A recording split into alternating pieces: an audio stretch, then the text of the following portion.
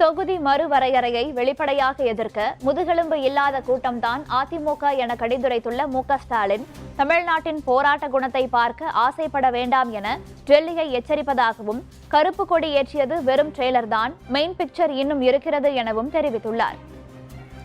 தொகுதி மறுசீரமைப்பு என்பது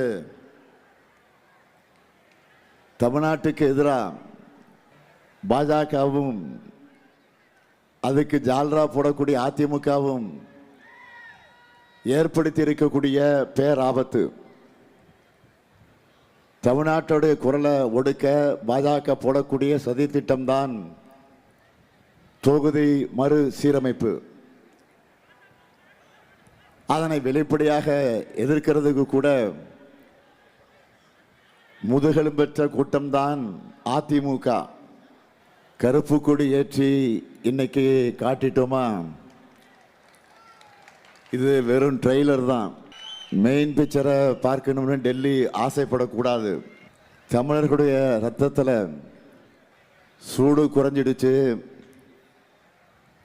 தெருவில் இறங்கி போராட மாட்டாங்கன்னு நினைக்காதீங்க. மொழிக்காக வீதிகளில் இறங்கினவங்க எங்கள் இனத்துடைய உரிமைக்காக இறங்க மாட்டோமா?